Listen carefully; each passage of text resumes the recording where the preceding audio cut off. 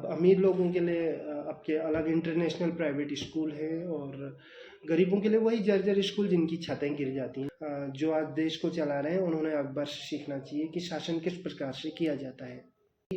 लोग कुत्तों के लिए सड़कों पर उतर जाएंगे, लेकिन शिक्षा, अस्पताल, अभी बेरोजगारी, स्वास्थ्य, इनके लिए लोग कभी आवाज़ नहीं उठाएंगे।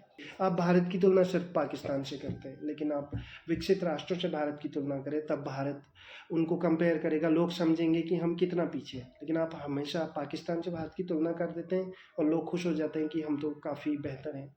सभी दोस्तों को जय जोहार। मैं आज एक सच्चाई पर बात करने जा रहा हूँ जिसे अक्सर छुपाया जाता है।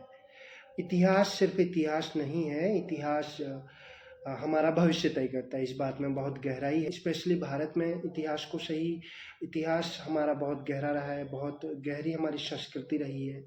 एक प्रकार से कहीं ना कहीं उसको भी नुकसान पहुंचेगा अगर इतिहास को जिस तरह से आज तोड़ मरोड़ करके पेश किया जा रहा है। एक प्रकार से शिक्षा का ब्राह्मणीकरण कर दिया जा रहा है। यहाँ सिर्फ मुगल शासकों को क्रूर बताया जा रहा है, लेकिन हम उनकी शासन शक्ति, उनकी समझ, उनकी नीतियाँ, उस पर हम चर्चा नहीं कर रहे हैं, उनको किताबों से दूर कर रहे हैं।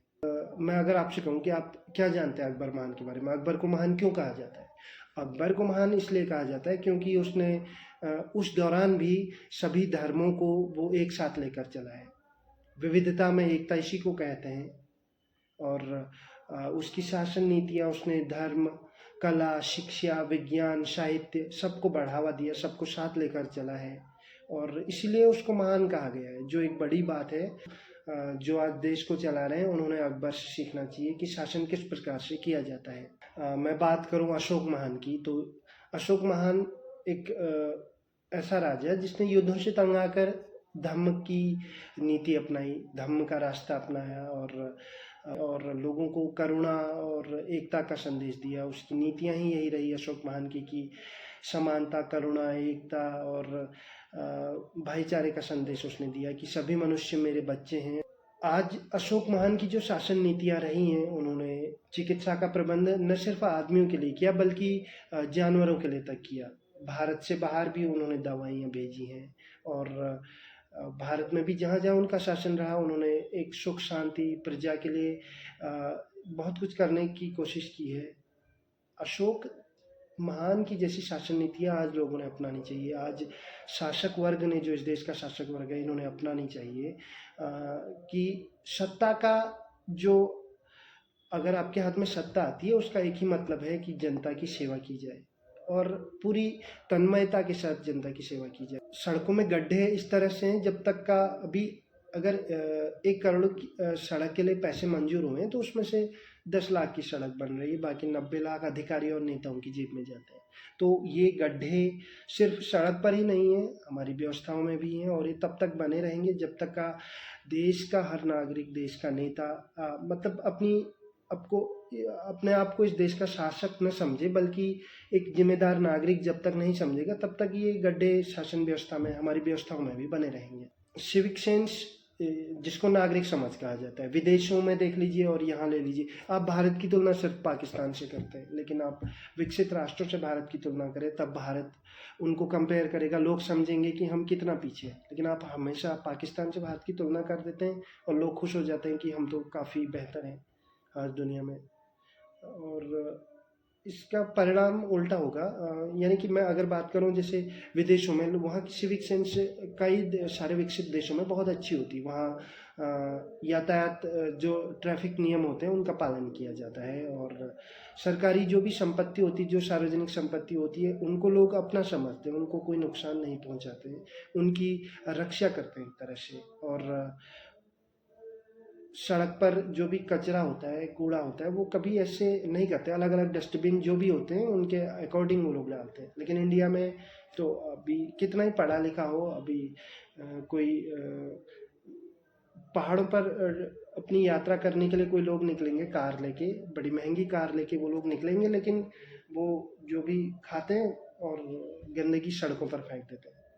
दुनिया जहाँ विज्ञान और तकनीक, नई नई तकनीकों पर और नए नए रिसर्च पर अपने पैसे खर्च करती है, लेकिन भारत में अभी भी पाखंडवाद और धार्मिक अंधविश्वास इन सबको बढ़ावा दिया जा रहा है। यहाँ तक कि बड़े बड़े न्यूज़ चैनल हैं, वो लोग अपने यहाँ इन पाखंडी बाबाओं को बुलाते हैं जिनका व्यवसाय फल फूल रहा है आज के समय पे। इनकी दुकान चल रही है, पाखंडी की दुकानें चल रही हैं यहाँ पे। तो कैसे इस देश का विकास होगा? स्कूलों को ले लीजिए, अब अमीर लोगों के लिए आपके अलग इंटरनेशनल प्राइवेट स्कूल है, और गरीबों के लिए वही जर्जर स्कूल जिनकी छतें गिर जाती हैं, जिनके नीचे बच्चे दबकर मर जाते हैं, और कोई उनको देखने वाला नहीं है। उसके बाद भी थोड़े समय हल्ला ज़रूर होता है, थोड़ी हल्की बहुत न्यूज़ बन जाती है। अभी आप लोगों को देख लीजिए, यहाँ का नागरिक को ले लीजिए, अभी लोग कुत्तों के लिए सड़कों पर उतर जाएंगे, लेकिन शिक्षा, अस्पताल, अभी बेरोजगारी, स्वास्थ्य, इनके लिए लोग कभी आवाज़ नहीं उठाएंगे। अस्पतालों में ना डॉक्टर हैं, और डॉक्टर हैं भी तो उनके सामने यूं लंबी कतारें दिखती हैं कि वो सही से देख नहीं पाते मरीजों को। और एक बहुत बड़ी आबादी में आप 2-4 अस्पताल लेकर के काम चला रहे हैं, उनमें मशीनें ठीक नहीं हैं, सही से देख रेख नहीं हो पाती है, और इस तरह से शासन व्यवस्थाएं चल रही हैं, क्योंकि पता है पैसे वाले लोग ही शासक बनकर बैठे हुए हैं, और उनको अपने इलाज की कोई परेशानी नहीं है, वो तो अपने प्राइवेट अस्पतालों में अपना इलाज करवा सकते। इस देश के लोगों को कार्ल मार्क्स को पढ़ना चाहिए, कार्ल मार्क्स की नीतियों को, उनकी शिक्षाओं को ग्रहण करना चाहिए। कैसे शासक मजदूर वर्ग एक होकर के शासक वर्ग के खिलाफ संघर्ष कर सकता है, सड़कों पर उतर सकता है, और उसी से इस देश में परिवर्तन आने की संभावना है। अन्यथा यहाँ बहुत ही लंबा समय लग जाएगा। इसीलिए भारत देश आज के विकसित राष्ट्रों से 100 से 500 साल पीछे है। दुनिया की कोई भी रैंकिंग ले लीजिए, भारत देश काफ़ी पीछे है, उसकी रैंकिंग गिरते जा रही है दिनों दिन। ना टॉप कॉलेजों में, यूनिवर्सिटीज़ में आपका नंबर है, मीडिया की हालत इतनी बेकार है कि सबसे निचले पायदानों पर मीडिया की रैंकिंग है। इन सब के लिए लोगों को सड़कों पर उतरना होगा, और केवल न सिर्फ केवल कुत्तों के लिए, या जब रेप होता है तभी लोग सड़कों पर उतरते हैं, अन्यथा नहीं उतरते हैं। ये देश की शासन नीतियों को सुधारने का एक तरीका यही होगा कि सड़कों पर लोग उतरें, और एक मजबूत इरादे के साथ सड़कों पर उतरें, और शासक वर्ग को मजबूर करें उसकी नीतियों को बदलने के लिए। ये देश हम सबका है। सिविक सेंस बेहतर करने के लिए स्कूलों में शुरू से ही उनको बच्चों को इस तरह की जानकारियाँ दी जानी चाहिए, लेकिन आप तो वो पढ़ा रहे हैं जो उसके कभी काम नहीं आता है। स्कूलों में 70-80% पाठ्यक्रम हमारा ऐसा है जो कहीं काम नहीं आना है, लेकिन उसके पीछे काफ़ी समय बर्बाद करते हैं, तनाव में विद्यार्थी रहते हैं। इतिहास को सही तरीके से पढ़ाया जाए, जो है सच है उसको पेश किया जाए विद्यार्थियों के सामने। और स्कूलों में देखिए, धर्म एक ऐसी चीज़ है जिसको केवल आस्था तक ही सीमित रखें। उसको आप विद्यालयों में, या फिर अभी उसका बीजारोपण अभी आज के भविष्य पर ना करें। जो विद्यार्थी हैं, जो छोटे छोटे बच्चे हैं, आप स्कूल में जाते हैं और बोलते हैं कि अंतरिक्ष के पहले यात्री हनुमान जी थे। ये बहुत हास्यास्पद है, और रावण कभी पहला पायलट रहा है, सीता माता पहली विदेश यात्रा करने वाली महिला रही। ये क्या बात हो गई?